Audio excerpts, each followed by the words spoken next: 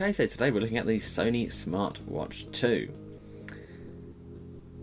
If you have a look on the box here, it has information about the technology it has inside: NFC, Bluetooth, micro USB, IP7 water resistance, etc, etc. And there's some more about the NFC on the side.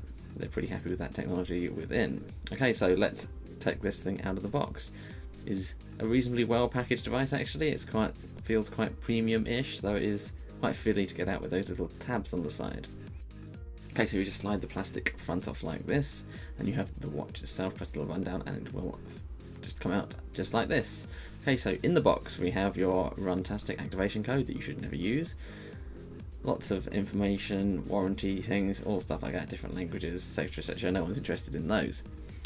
Okay, so here is the watch itself. I should say that the USB charger cable is cunningly wrapped around the back of this box here. There you go, only a small one, meant more for be plugged into a laptop or into your PC. So here we go, and here is the watch itself. It has a silicone strap, although that can be changed to any other type. It just uses the standard connections for a normal watch. Sony will of course sell you premium expensive ones for far too much money. Dimensions of this product are 42 by 9 by 41 millimeters. The weight with the strap that is included with it is 122.5 grams. The water resistance rating is IP57. We'll talk a little bit more about that later. It is also scratch resistant. It has NFC with all smartphones using Android 4.0 and above. That's ice cream sandwich, as long as they support NFC, and also, obviously it also works with Bluetooth 3.0 and onwards. It has a transflective LCD 1.6 inch screen with 220 by 176 pixels, and the body of this watch is made of aluminium. Hi guys, okay, so I'd like to start with what is the point of a smartwatch? And I think there is a bit of confusion about this. A smartwatch, especially one such as this, is meant to augment your phone. It's an accessory to your phone.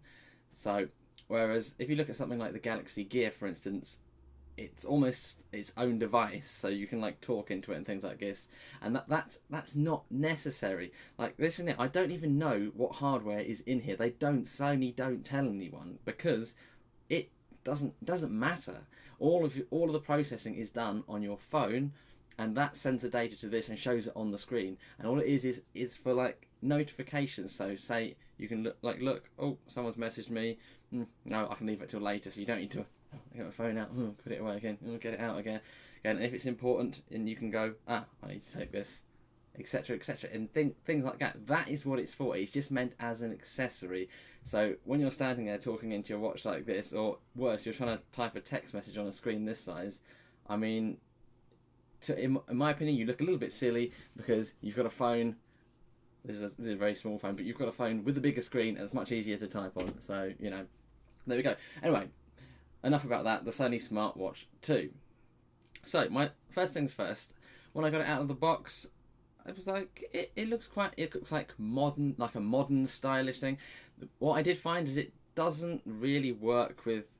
It's kind of meant for a certain style of person, in my opinion. This kind of like modern-y, simple design, and if you're not wearing the right clothes, for instance, I mean, it doesn't look particularly good. I would also say that I think it's a little bit too thick still. I mean, it's quite heavy. I did find myself doing the watch wiggle quite a lot, where I had it on my wrist and I went like this to keep shaking it back down again. So I think there might still be some refinement to go with these. So also the strap on this, I wasn't entirely happy with it. It was either too tight or too loose for me, but obviously it might be different for you if you have something like this. And also the watch strap is completely replaceable. So if you don't like this one, and let's face it, you're probably not going to like it, then you can get your own, get a metal one even and put it on, as long as it matches with this. So yeah.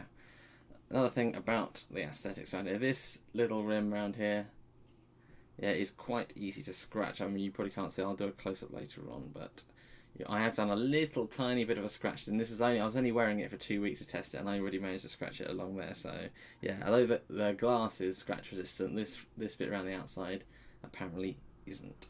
So the first time I put it on, I did find it to be quite heavy on my wrist. I mean, I'm not usually a watch wearer, so it did take me a couple of days to get used to it. And I know that might not be because it's a smartwatch, it might just be because I don't usually wear a watch, so I wouldn't notice it. And it really started, my wrist ached to begin with. I felt a bit heavy, but I persisted through it, and on about the third day, I was like, I didn't notice, and I was just going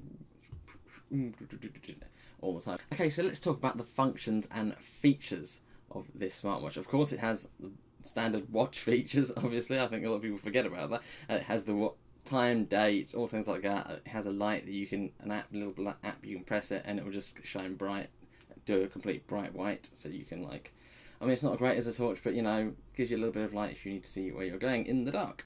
Also, you have all your standard applications that you'd expect on something like this, though you do have to download quite a few of them from the App Store, though, from the software that you'd have to download on your phone. We'll talk a little bit more about that later. You can get things for like Facebook, Twitter, Gmail, WhatsApp, and all things like this, weather, and as I say, these are all apps that from the App Store or the Google Play Store that play on your phone. They're on your phone and they're just sending information to this, so yeah.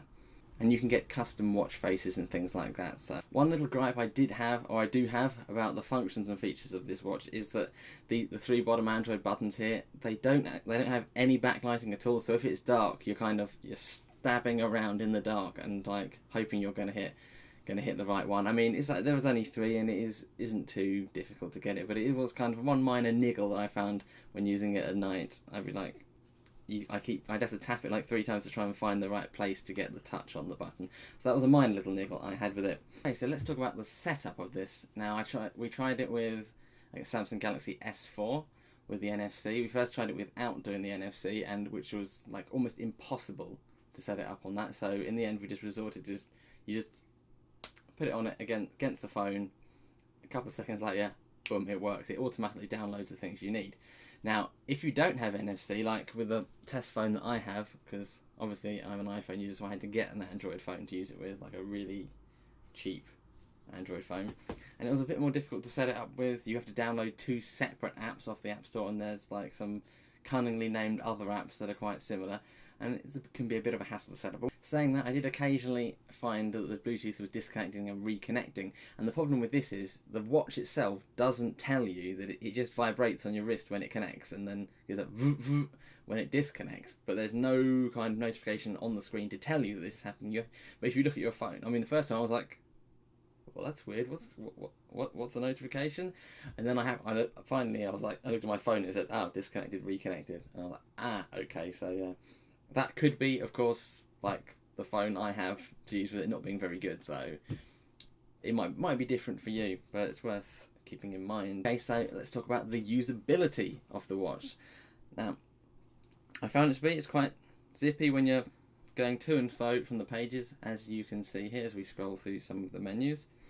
And if we just go into Twitter here, you can see it only stores up to 30 of the latest tweets, and you can set it to update every 5 minutes, 10 minutes, 15 minutes, 30 minutes, and things like that. So it's not like a constant connection. Like apps like Facebook and Twitter will only update like every 15 minutes. I mean, you can change how much it does it, but it doesn't do a constant update. I think that would be a bit of a drain on the battery. Only things like WhatsApp messages and SMS messages, they will come through straight away as soon as you get them. Otherwise, there is a small delay. And as you can see here on Twitter, you can just scroll through any of them. You can select on the message to read it. I should say that in my experience, a lot of Twitter posts tend to have web links in them. You can't follow web links on one of these. Once again, this is just an accessory. It's not there for looking at things like that. The screen isn't big enough. You'd have it up against your face like this, and that's not a fun experience. If you need to look at something, then you need to take your phone out of your pocket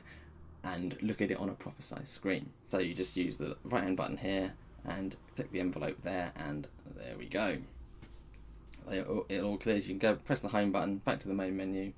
Yeah, it's just Android basically. So if you're familiar with the phone, which you should be because you've got an Android phone to use one of these, then yeah, it's pretty much like that. And to stop it, you just press the button on the side again, and it goes back to this power saving mode time here. So it's kind of dimmed, so it should make the battery last a little bit longer. But however, talking about the battery, they claim you can get up to like 3 or 4 days with normal usage, or 7 days with low usage. Yeah, I don't use this didn't like power use this. I got 2.5 days absolutely maximum, and at one time it was at like 40% battery and then dead, literally dead. No reason at all. It just gone. I come along, I was like, what's up with this? Oh, it's just suddenly died.